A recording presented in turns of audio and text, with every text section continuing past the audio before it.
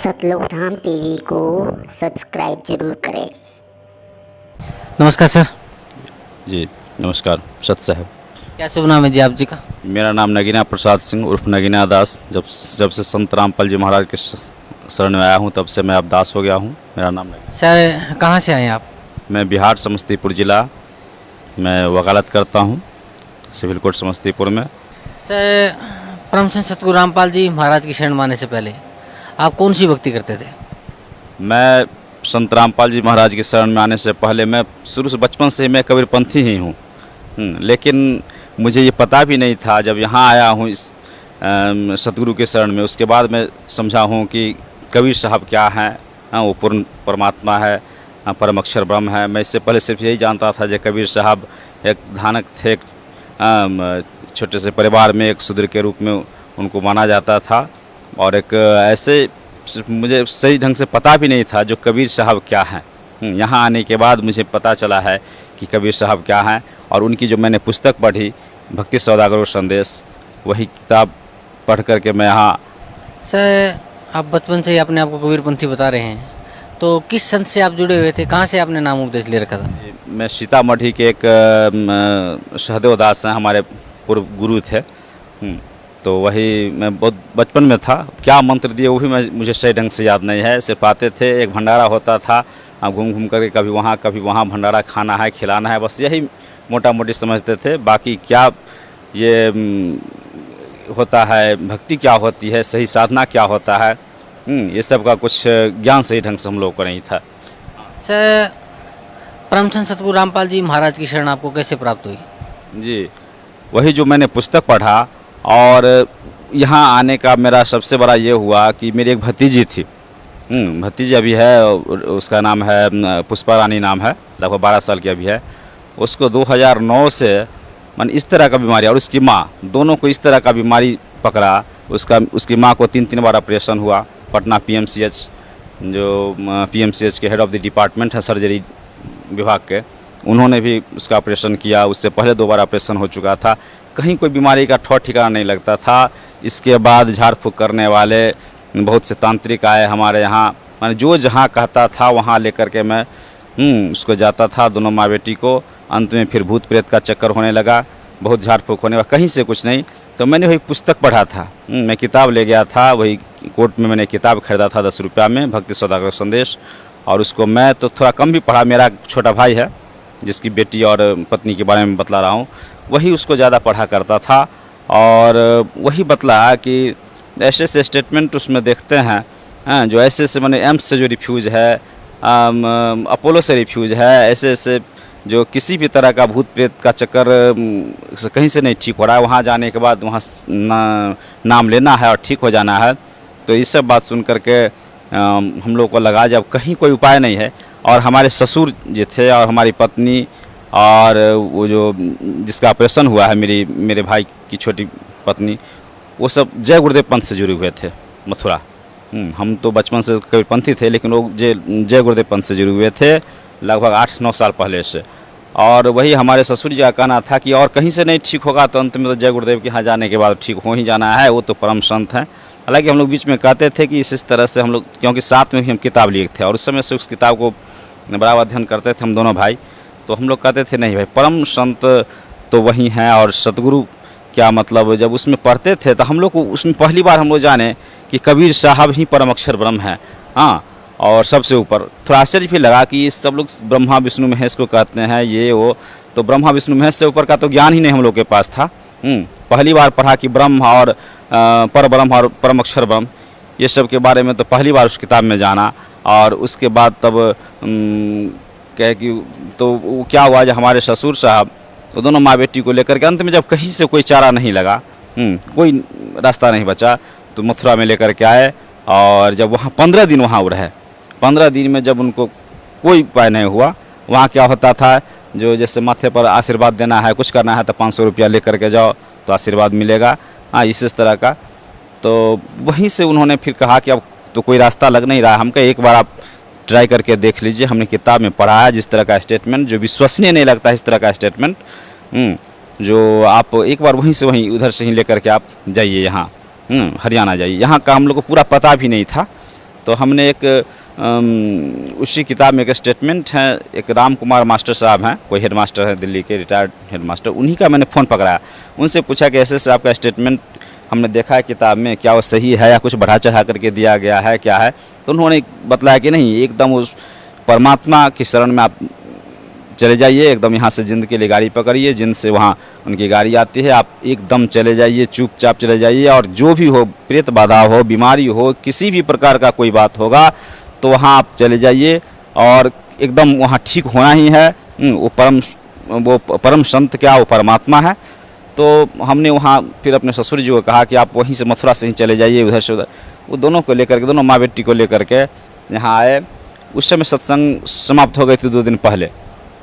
तो यहाँ आकर के नामदान लिए। नामदान लेने के बाद, और मेरी भतीजी का जो था, उसको पीठ का दर्द इस तरह का था कि उसका इलाज कराते कराते, यानी समझ लीजिए जो अभी तक अल्ट्रासाउंड, एक्सरे, फलाना चला, जिस डॉक्टर के यहाँ जाते थे, तो 1000-2000 का टेस्ट लिख देना है, ये वो, यानी कि किसी भी तरह से हम लोग, माने मेंटली, पूरे परिवार मेंटली एकदम उसके पीछे एकदम पागल की तरह रहते थे।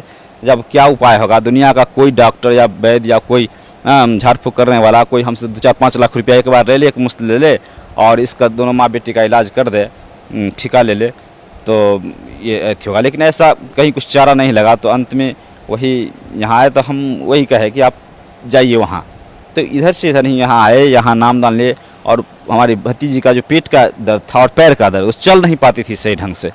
आश्रम में वही बतलाया, फ़ोन पर ही बतलाया कि वहाँ गए हैं और आश्रम के भीतर प्रवेश की है हमारी भतीजी के बारे में बतलाए, और वो बस पैर उसका सही हो गया। और उसके बाद जो उसकी माँ का जो स्थिति था, जो हमेशा माने भूत आ जाना, पहले तो था बीमारी का इलाज, 3-3 बार पेट का ऑपरेशन हुआ था, बाद में भूत प्रेत लगा, जो प्रेत बाधा है, उसके चक्कर में कम से कम 5 लाख रुपये से ऊपर हम खर्च किए होंगे। बीमारी से लेकर के 3-3 बार ऑपरेशन होना, और मेरी भतीजी का, माने जो डॉक्टर के यहाँ जाता 2000-4000 का एक मैंने वो जाँच लिख ही देता था। और इस तरह से करते करते तो हम लोग मैंने पैसे से एकदम बिल्कुल अति हो गए थे परिवार में, समझे कि नहीं। और हमेशा एक टेंशन बना था, इतना पैसा खर्च हो रहा है, उसके बावजूद भी कोई फ़ायदा अगर होता है, एक पॉजिटिव रिजल्ट अगर उसका कुछ होता है, तो ये होता है कि चलो है मन को तसल्ली, चलो पैसा खर्च हो रहा है, लेकिन कुछ तो ये हो रहा है। लेकिन ऐसा कुछ नहीं होता था। तो इसके बाद यहाँ आने के बाद, यहीं नामदान लेने के बाद, दोनों माँ बेटी आज बिल्कुल अच्छी है। मैं उसके 2 महीने के बाद मैं भी आकर के नामदान लिया। उसके बाद हमारे पूरे परिवार में, दोनों भाई, हम जॉइंट फैमिली हैं, और हमारे भाई, उसके बच्चे, अपने माँ पिताजी सबको नामदान यहाँ से दिला चुका हूँ। मैं सतनाम भी मुझे मिल गया है पिछले साल। और उसके बाद मैं अब इतना कम से कम समझता हूँ कि मैं जहाँ पर आया हूँ तो पूर्ण परमात्मा की शरण में आया हूँ। ये सतगुरु रामपाल जी महाराज, ये एक परम संत ही नहीं, एक तत्वदर्शी संत ही नहीं, बल्कि ये साक्षात परमात्मा है। वेद में ही बतला रहा है कि जो तत्वदर्शी संत होते हैं वही सतगुरु भी होते हैं, वही सत्पुरुष भी होते हैं। तो ये इनको मैं एक कबीर साहब, चूँकि मैं तो पहले जानता भी नहीं था जो कबीर साहब ही सत्पुरुष है, लेकिन अब मैं जान रहा हूँ इन्हीं के दिए हुए ज्ञान से सारे। जब मैं सुनता हूँ, कुछ कैसेट लगा के देखता हूँ टीवी पर, या कुछ, तो मैं जानता हूँ, तब मैं जाना हूँ कि परम अक्षर ब्रह्म कबीर साहब ही हैं सबसे बड़े परमात्मा, गॉड। और उन्हीं का ये मैंने दूसरा रूप, ये चोला बदल करके, यही है। और सर, परम संत सतगुरु रामपाल जी महाराज से नाम उपदेश लेने के बाद आप बता रहे हैं कि जो आपकी भतीजी की लाइलाज बीमारी थी, वह आश्रम के अंदर आते ही ठीक हो गई, और आपकी जो भाभी थी, आपके छोटे आपके भाई की जो मिसेज थी, तो उसकी भी जो आप बीमारी कहीं नहीं ठीक हो रही थी, ना डॉक्टरों से, ना झाड़ फूक वालों से। इवन दो तो आप उसको आगरा मथुरा में भी लेके गए, जय गुरुदेव पंथ में, जहाँ पे आपके जो फादर इन लॉ जुड़े हुए थे, और वो कह रहे थे कि धरती पे यदि कहीं इलाज नहीं हो तो मथुरा में होएगा। और वहाँ से भी आपको निराशा ही हाथ लगी, वहाँ कुछ आपको हाथ नहीं लगा। फिर आप उनको भी यहाँ लेके आए, और परम संत सतगुरु रामपाल जी महाराज से नाम उपदेश लेने के बाद उनकी भी जो लाइलाज बीमारी थी वो ठीक हो गई। तो सर, भगत समाज को क्या संदेश देना चाहते हैं आप? यही मैं संदेश देना चाहता हूँ कि यहाँ हरियाणा, जिला हिसार हरियाणा, बरवाला में संत रामपाल जी महाराज की शरण में आवें। यही परम संत और परमात्मा भी हैं, और इन्हीं के शरण में आवे। पूरी पृथ्वी पर, चूँकि मैं और भी अन्य धर्म गुरुओं का मैंने सुना है, इनके साथ ज्ञान चर्चा भी मैंने सुना है, तो ज्ञान किसी के पास नहीं है। ज्ञान अगर है तो सिर्फ ये हमारे सतगुरु संत रामपाल जी महाराज के पास है। और तत्व ज्ञान से परिचित हो, पहले समझे, नहीं अगर उसको अथी हो तो बार बार सत्संग में आवे, उसमें कोई रोक नहीं है। और सत्संग में आकर के तत्व ज्ञान को समझे और तत्व ज्ञान को समझने के बाद तब इनसे नामदान उपदेश लेकर के और अपना जीवन सफल करे। क्योंकि ज्ञान का अगर कहीं इस पूरे पृथ्वी पर ज्ञान है तो सिर्फ यहाँ है, इस बरवाला ये सतलोक आश्रम में है। और यहीं से अपना उद्धार करावे, सतलोक जाए, मोक्ष को प्राप्त हो, मुझे नहीं। और सही साधना यही है।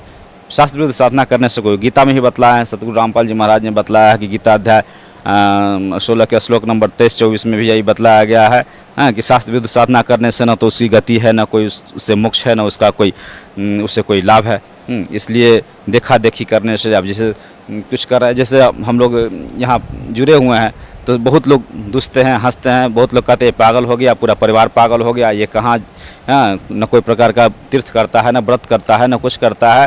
तो इसी तरह की बहुत प्रकार से हम लोग को तिरस्कृत भी किया जाता है। लेकिन सबको मैं यथोचित जवाब भी देता हूँ, चूँकि सतगुरु का मैं सत्संग हमेशा सुनता हूँ और इससे कुछ ज्ञान अर्जित हुआ, इससे सभी को मैं मुँहतोड़ जवाब भी देता हूँ। लेकिन फिर भी लोग मानने के लिए तैयार नहीं होते हैं। लेकिन फिर भी मैं सबसे रिक्वेस्ट भी करता हूँ या किसी भी तरह डिस्कस भी करता हूँ कभी, तो कम से कम इतना ज़रूर कहता हूँ कि जाओ और वहाँ से अपना कल्याण कराओ। क्योंकि तत्वदर्शी संत आए हुए हैं पृथ्वी पर और तत्वदर्शी संत हैं वही परमात्मा है। ये वेद भी बतलाता है, ये गीता में भी बतलाया गया है कि जो तत्वदर्शी संत हैं, जो ब्रह्म भी बतला रहा है, गीता में बतला रहा है कि जो परम अक्षर ब्रह्म जो हैं उनकी शरण में जाओ, उनकी पूजा कर। अर्जुन को करा जो उनकी पूजा कर। 18वां अध्याय का श्लोक नंबर 62 में करा कि तमेव शरणम गच्छ सर्वभावेन भारत तत्प्रसादात् परां शांति स्थान प्राप्यसि शाश्वतम। तो इस तरह से, और वो ब्रह्म ये भी बतला रहा है कि उसका ज्ञान मैं नहीं रखता हूँ, वो ज्ञान किस तत्वदर्शी संत से पूछ। तो तत्वदर्शी संत, क्योंकि अभी तक मैंने जितना भी देखा है, इनका कैसेट देखा है, इनका सत्संग सुना, उससे तो ये स्पष्ट है कि तत्वदर्शी संत यही हैं। उस किसी दूसरे के पास तो तत्व ज्ञान है ही नहीं, तत्वदर्शी संत यही हैं। और तत्वदर्शी संत के बारे उसी गीता में ये भी बतला रहा है कि तत्वदर्शी संत हैं वही सच्चिदानंद घन ब्रह्म के बारे में बतला है कि वो तत्वदर्शी संत हैं, वही जो ब्रह्म भी उनके बारे में नहीं जानता है। इतना तक कह रहा है कि मैं भी उन्हीं का शरण हूँ, लेकिन मैं उनके बारे में नहीं जानता हूँ। उसके लिए किस तत्वदर्शी संत की खोज? तो तत्वदर्शी संत यही हैं और इनसे नाम दान लेकर के यहीं से अथी करके और अपना मोक्ष करावे, अपना कल्याण, अपना जीवन सफल बनावे। यही हमारा भक्त समाज से यही मेरा संदेश है। यही। जी धन्यवाद आपका भाई साहब, बहुत बहुत धन्यवाद।